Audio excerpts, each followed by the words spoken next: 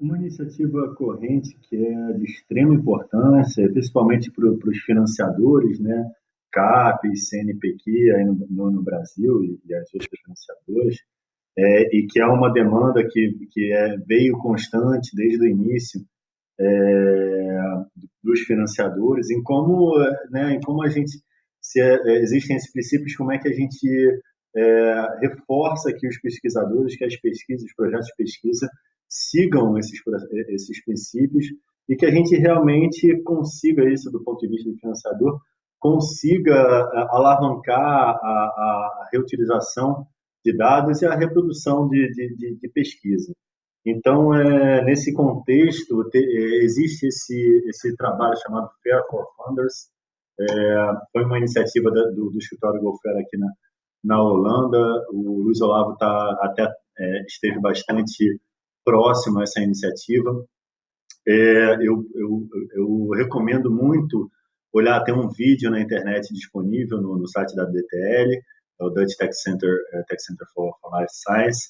E aqui, o importante, a mensagem que eu queria trazer é que desde o início, então, desde antes da preparação da chamada, então você como financiador, né, antes da preparação da chamada, em como, junto com os outros pesquisadores, definir, né, a orientação da chamada e entender quais são os dados que já existem, quais são os metadados que já existem, né, uma coisa muito importante, os esquemas que já existem, e todas as ferramentas que eu estava falando no slide anterior, elas já podem ser usadas e foram usadas nessa implementação dos financiadores, em todo o ciclo de vida, né? Então, desde, né, como eu estava falando, da preparação da chamada para a divulgação da chamada, para a recepção de propostas, como é que isso como é que a verificação nas propostas em si para alinhamento com o FAIR e o mais importante, né, depois, quando a pesquisa é finalizada, né, os entregáveis, como é que é feita essa análise do nível mais ou menos de fairness, de como aquela pesquisa se comportou. E esse ciclo de vida, como eu estava falando, já existem ferramentas prontas para serem usadas e existe toda já a documentação, está sendo publicada agora, mostrando toda não só, né, um experimento, mas a implantação. Isso eu achei muito importante, porque na Irlanda, foi uma das pioneiras aqui, né, dos financiadores, eles escolheram 8 projetos que passaram exatamente por todo o ciclo, então, desde de orientar quais tipos de metadados e dados a pesquisa deveria usar e produzir, até o final da pesquisa mesmo. Então, é um trabalho muito interessante e eu ressalto quem tiver interesse nesse tópico a olhar isso. Eu queria falar um pouquinho aqui rapidamente sobre o projeto que eu estou envolvido, que é sobre workflow científico. Eu acho que é muito importante para a audiência aqui do Golfer Brasil Saúde. Então, existe esse problema de especificação imprecisa nas publicações, em artigos, e a gente viveu isso. A gente tem um pós-doutorado lá em Maastricht que está há 3 anos tentando reproduzir esse workflow chamado Predict a partir do paper, né, do artigo, e não consegue ainda chegar no mesmo nível de accuracy recal. Então, como é que a gente implanta, né, a gente aborda os princípios FAIR nesse tipo de processo dinâmico, né, que são protocolos como, por exemplo, Standard Operating Procedures, chamados SOP, e workflows como Machine Learning Pipelines. Né? O que a gente está fazendo? A gente está olhando está desenvolvendo uma solução chamada Fair Workbench. Na verdade, é uma referência de implementação em cima de um Workflow Management System, o IPython Jupyter Notebook, onde que a gente já tem esse caso, o OpenPredict Use Case. E a gente está fazendo toda a engenharia de ontologia. A gente já tem uma ontologia que a gente acabou de divulgar. O importante, nenhum elemento dessa ontologia foi criado, todos os elementos foram reutilizados.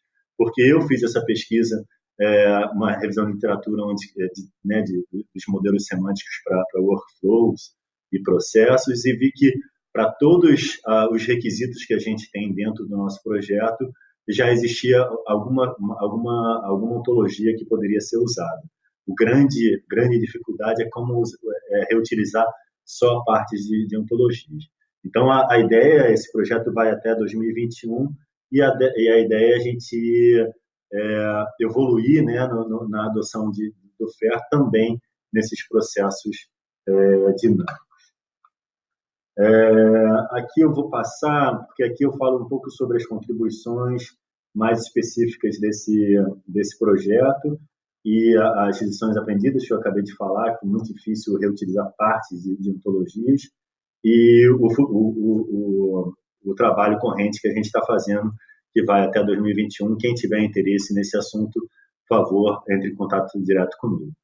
Para finalizar, e depois do H2020 acabou a pesquisa? Não.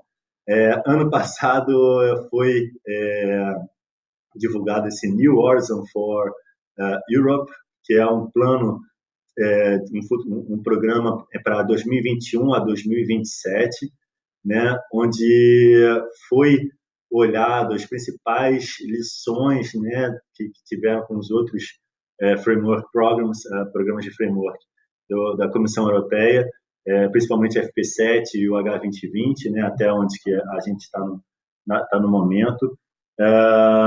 E entre as principais lições aprendidas estão a continuidade, a simplificação, tentar transformar as coisas, fazer mais simples, por mais que muitas vezes a complexidade seja necessária.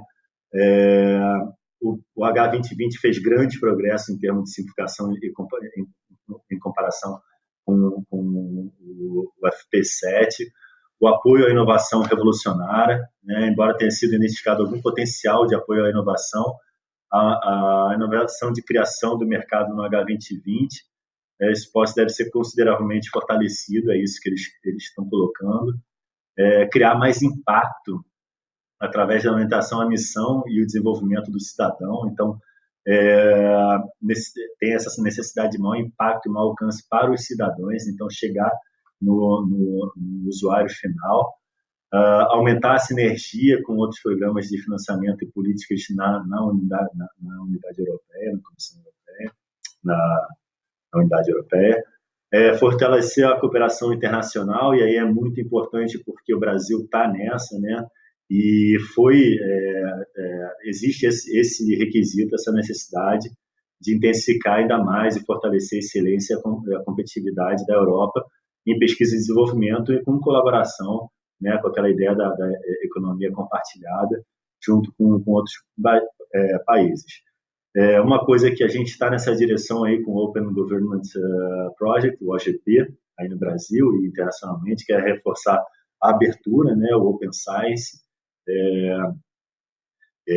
A ideia é adotar plenamente a política de ciência aberta como forma de fortalecer a excelência científica, beneficiar da participação dos cidadãos e obter melhor reprodutibilidade dos resultados e aumento da reutilização dos dados de pesquisa.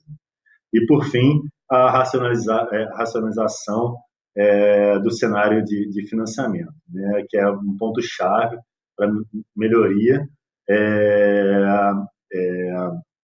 justamente a abordagem política das parcerias europeias, que devem possibilitar o pleno potencial das parcerias novas e renovadas para alcançar esses objetivos políticos institucionais.